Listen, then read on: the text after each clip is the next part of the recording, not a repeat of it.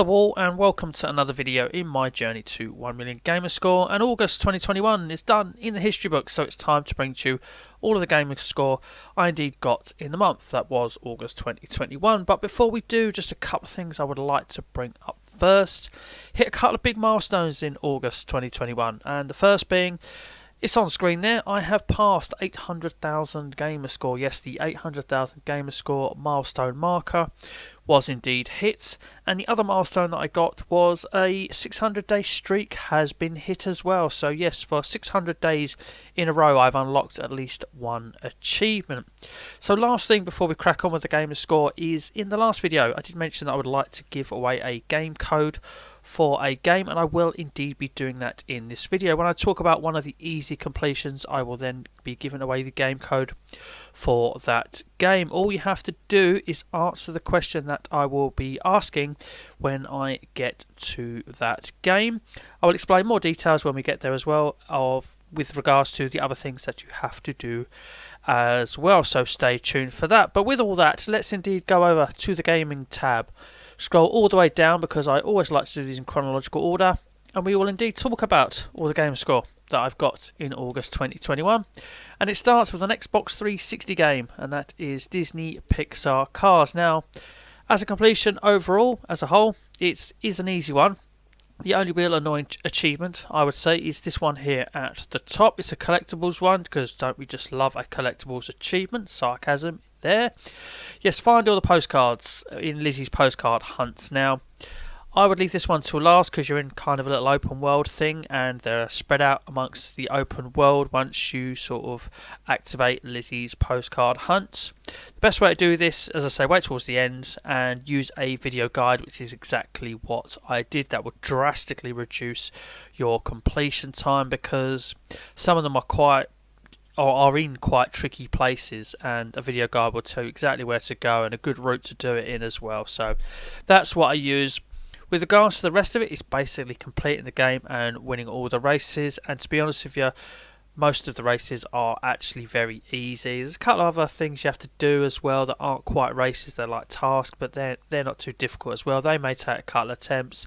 The speedways a couple of those were a tiny bit tricky and took a couple of goes, but certainly all the other regular races were very easy and pretty much won first time. As I say, it's not too difficult a completion. Just make sure you follow the video guide for the postcards at the end. And I would say 8 to 10 hours job should be done on that one. Perhaps a little bit quicker if you're a little bit fortunate, or more fortunate than I was in a few places. Okay, so above that is a super quick and easy completion, as long as you know a couple of tricks, and that is no thing. And this is a real cheap game as well. It's only £1.79 as well. So nice, cheap, quick, easy Gamerscore. Don't we just love that? So only 12 achievements, 10 of them are for finishing levels, but all you have to do to get the achievement for finishing a level is actually press Y to skip it. As soon as you skip a level, you actually get the achievement for beating that level. The last two achievements are for getting point markers, 500 and 1000, but there is a glitch or a trick that you can do. Once you've got all your level achievements, I would then wait till you've done that, and when you're on level 10 you purposely die, and the game over screen you can actually press one of the directional buttons, left or right, and mash Y, and you can still have your score go up in the center of the screen. And that's how you can basically cheat the point marker, because you get a point for every time you turn. So that would be really hard to get legit, but with that little trick of when you die and doing it on the game over screen, super easy. Once you get to 500, then purposely die on that game over screen, so it resets it, so it unlocks to 500, and then do it again with 1000. As I say, can be done in 5 minutes, should certainly take no more than 10 minutes. A super easy completion, and cheap too for that one. Okay, above that, Boom Boom Rocket. Now, I came about to playing this because I watch a YouTuber called Linda, aka the Gamer Girl, nearly every Saturday when she does a stream, and one Saturday she streamed this game. It's on an Xbox Live Arcade compilation disc, and I've got it, and it looks so much fun that I had to play it. It's a rhythm game, where the button prompts sort of rise up from the bottom of the screen in fireworks playing along to the music, and as those button prompts hit the line, you know, the X, Y, A or B button, you press it as it hits the line. Now the 60G I got there was in a couple of hours worth of gameplay, and 5 of those achievements were super easy. A couple of them were tricky, they certainly were to me, but anything beyond that is going to be pretty much quite solid to get, quite rock solid, quite difficult achievements to get.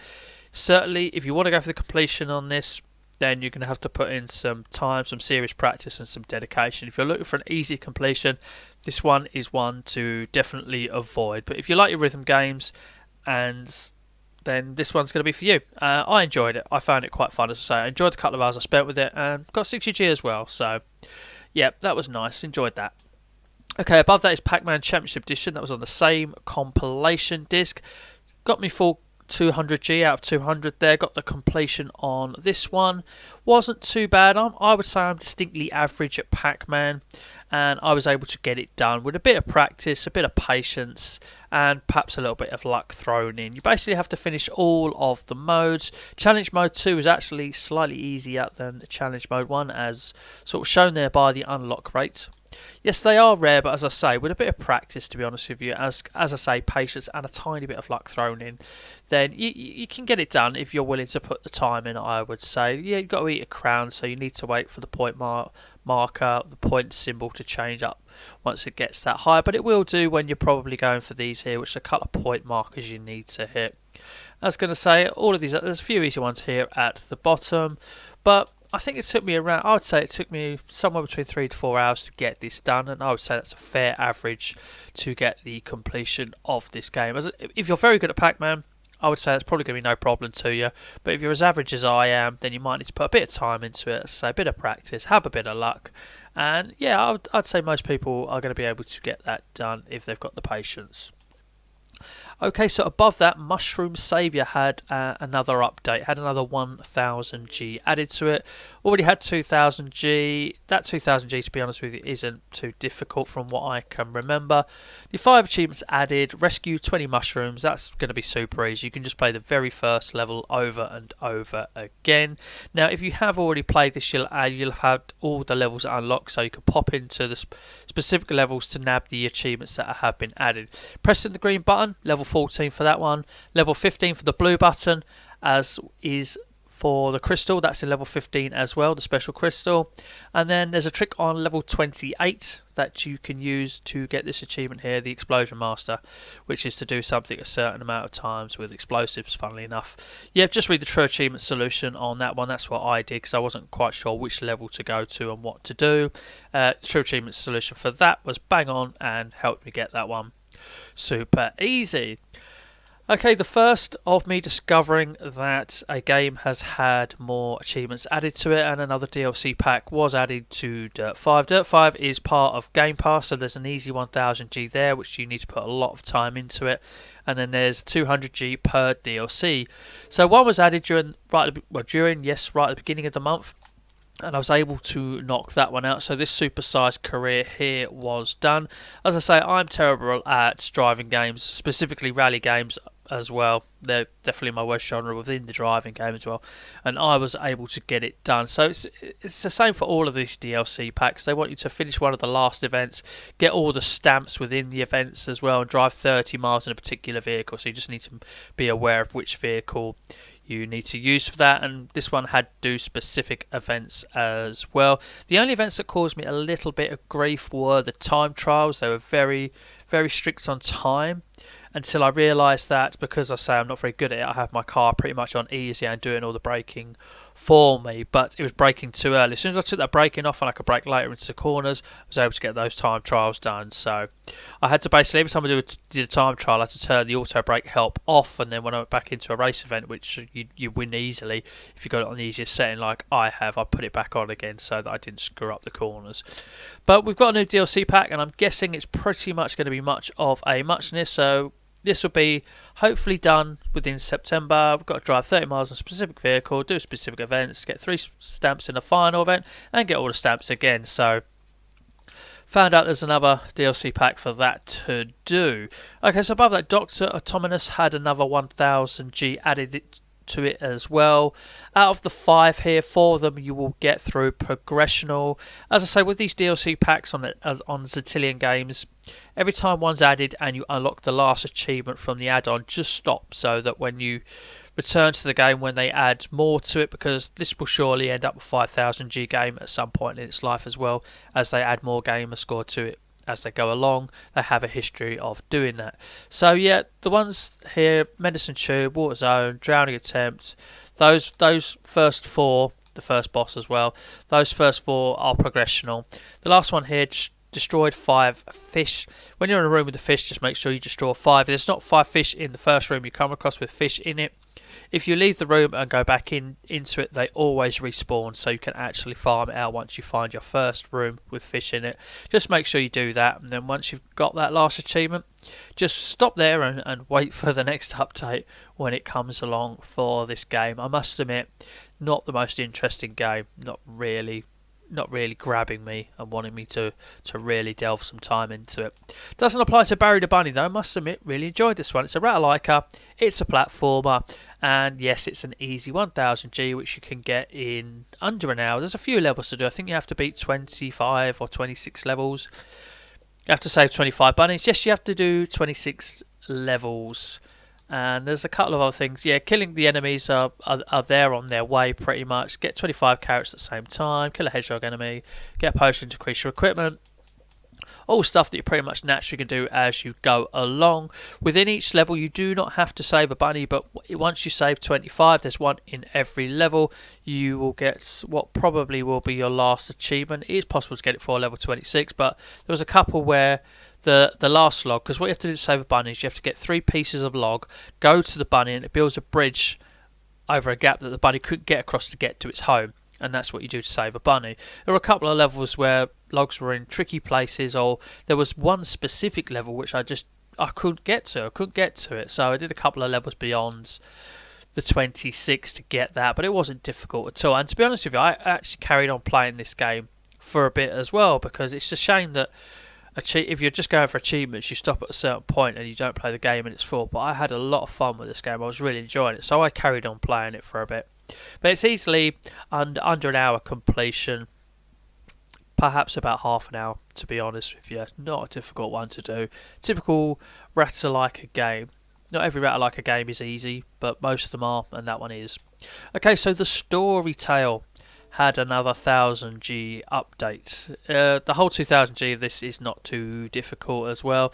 Basically, to get all the achievements, you will have to play up to a point of level 34. So is it 5 that are added? 1, 2, 3, 4, 5, I think. Oh no, that one as well. There's a couple of 100G achievements there. So yes, obviously, yeah, complete 30 levels. Then once you get past level 30 and get to level 34, where this is, you will have unlocked all achievements. This last achievement here is actually missable, and if you miss it, you're going to have to start the game all over again. So when you're in level 34, you need to save the Broblin. You need to find a green key to open a green door, and he's behind a green door which is kind of top central to the level. Check the true achievement solution for this one. I was able to do it just via reading it.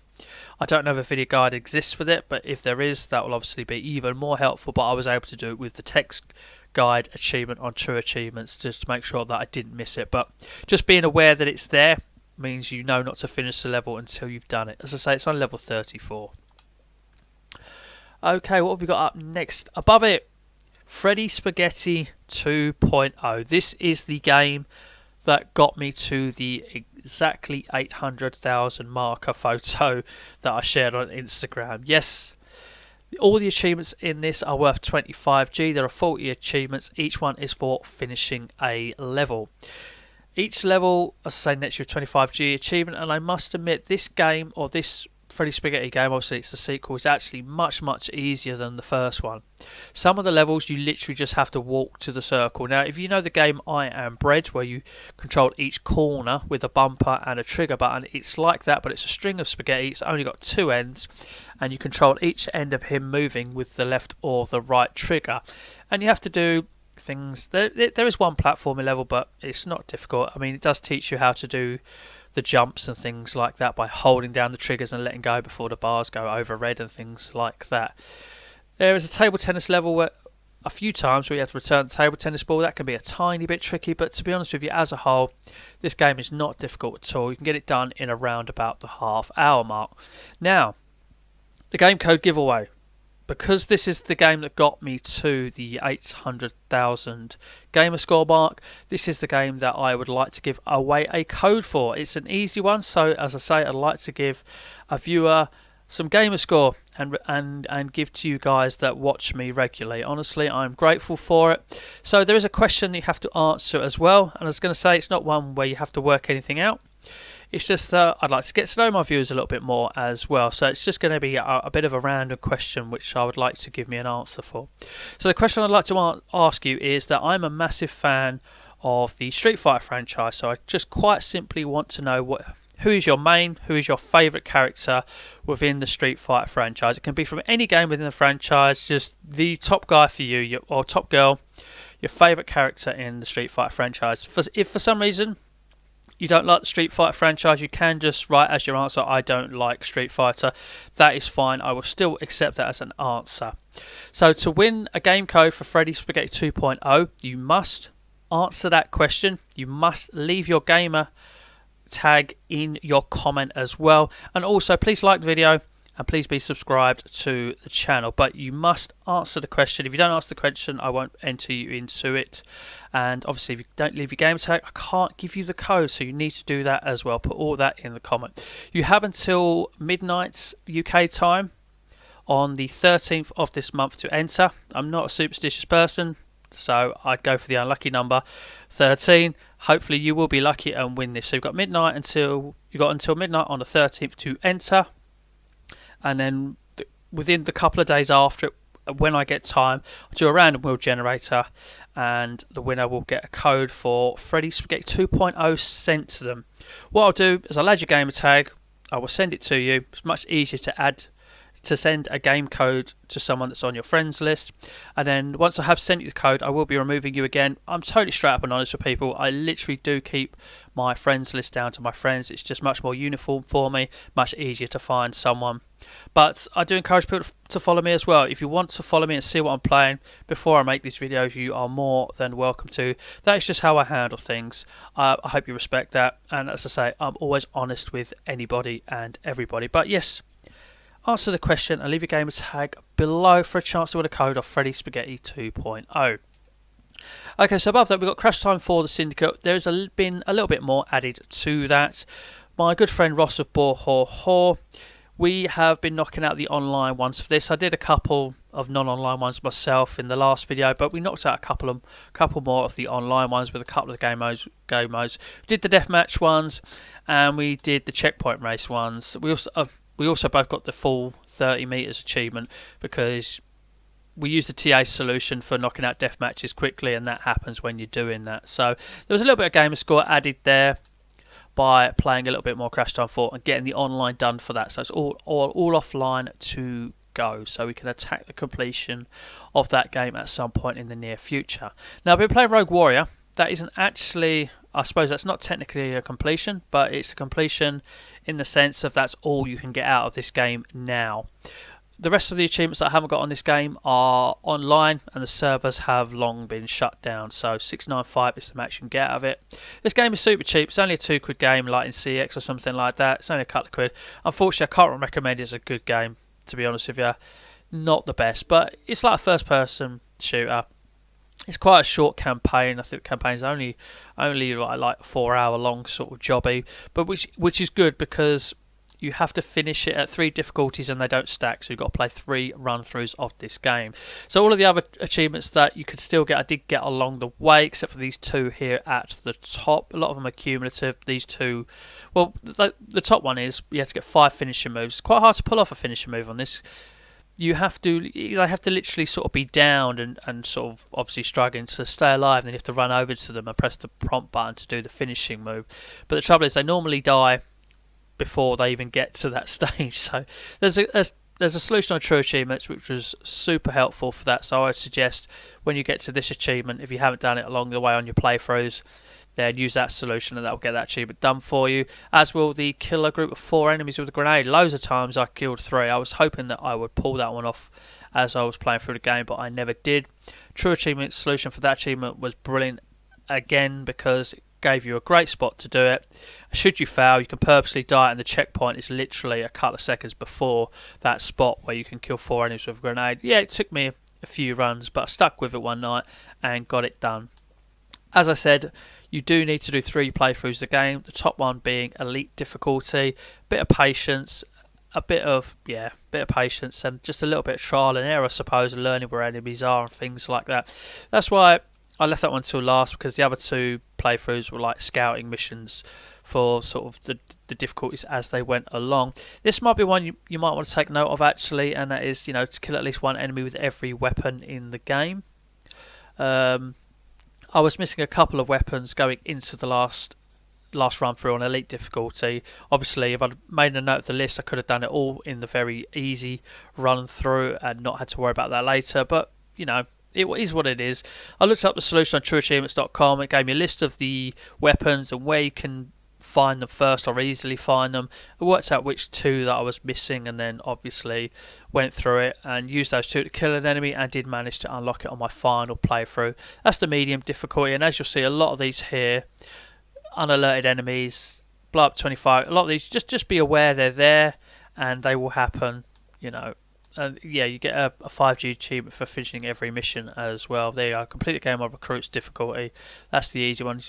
Kill 20 enemies using explosives. So a lot of these are cumulative things as you go through the game. So 695, I was going to say probably 10 to 12 hours, because I say each run through of the game will take around about 4 hours to do. So yeah, 10 to 12 hours, because that first run through on the easiest difficulty you could probably blast through as well. Right, above that we've got Orbee Bot, and it's a shame that this game was as quick as it was, because it's actually like Marble Madness Mazes, and it was a lot of fun actually, and a very beautiful game to look at. As I say, it was just a shame it wasn't actually, or I didn't actually need to play it for longer to get all the Gamerscore out of it. I did give it a little play for longer. It just deserved it. If you complete 3 levels, then the only thing you've got left to do after that is to push 5 different spheres from the level into the sky.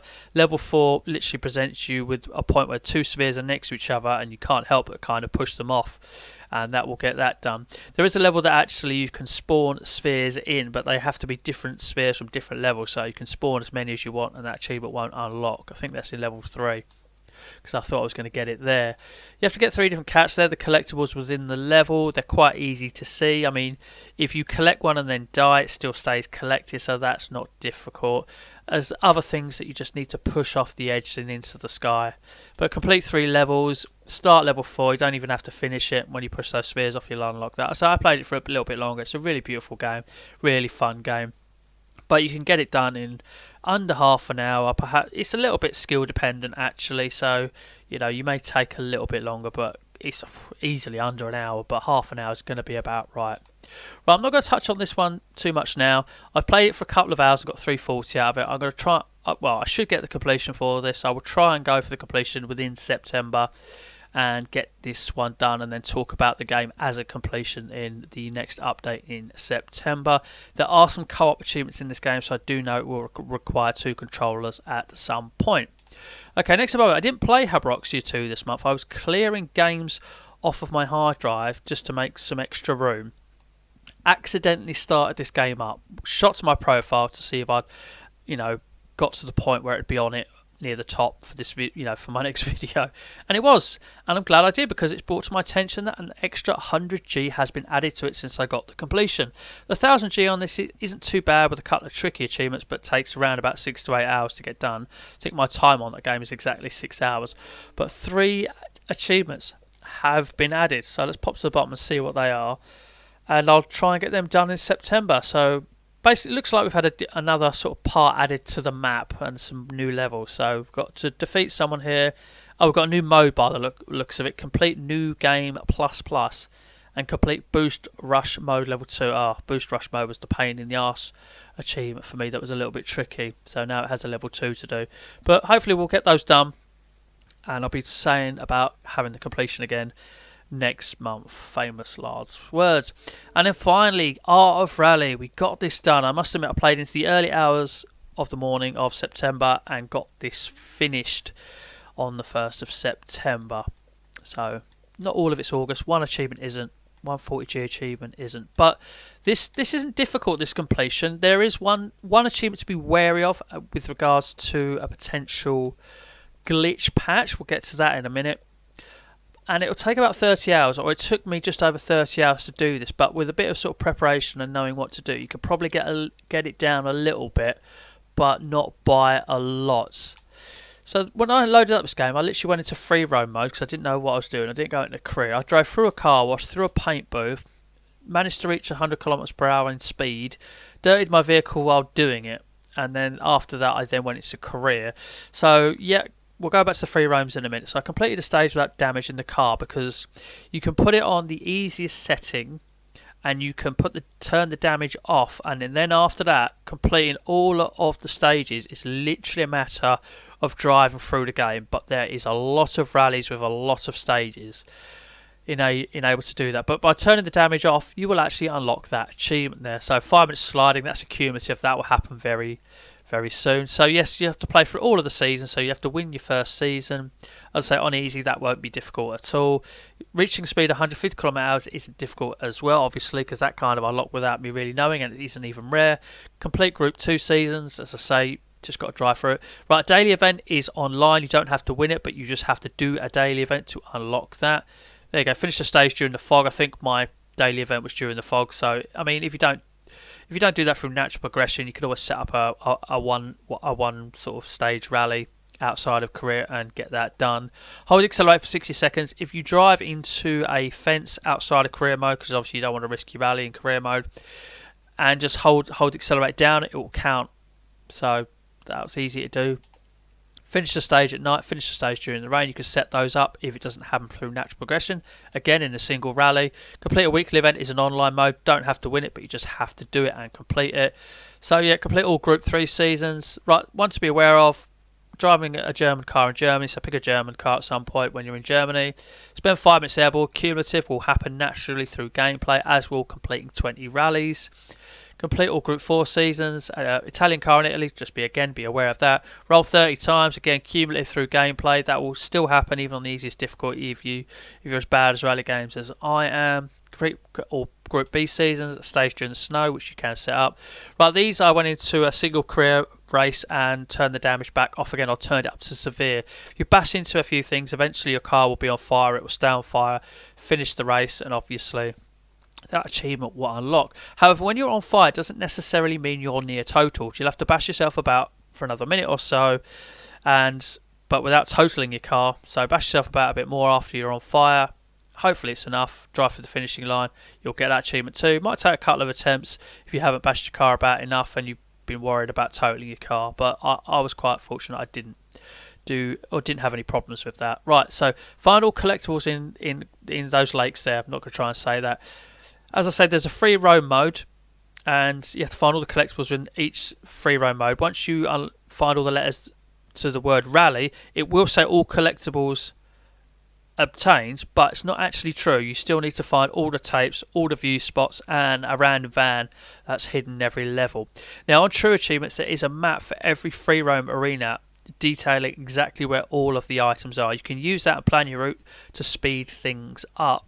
However, if you haven't got access to true achievements or whatever, as long as you drive along every road of the map, which is the map you can bring up by using back button, you'll see where everything is.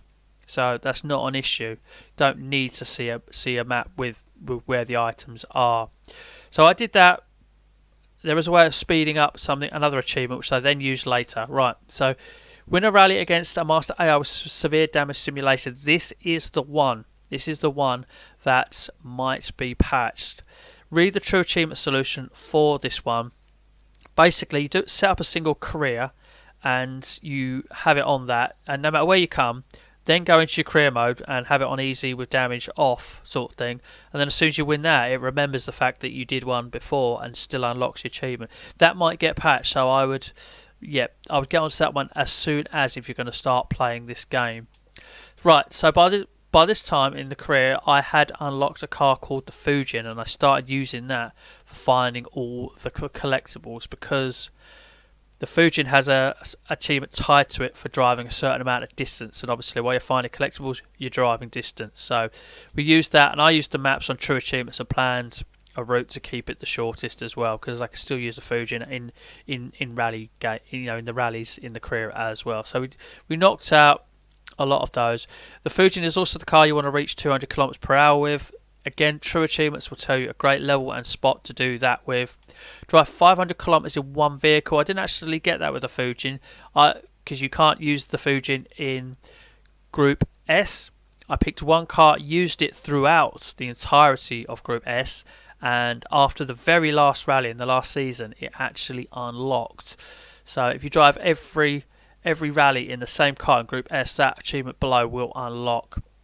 Drive on 2 wheels for 3 seconds. True Achievement Solution will tell you which rally to use in a single player mode. You go up to a ramp and basically lodge yourself in the gap in the middle, and keep your finger on the accelerator as you go up slowly and drop yourself in it, and you can get that there real easy. Again, True Achievement Solution for that one.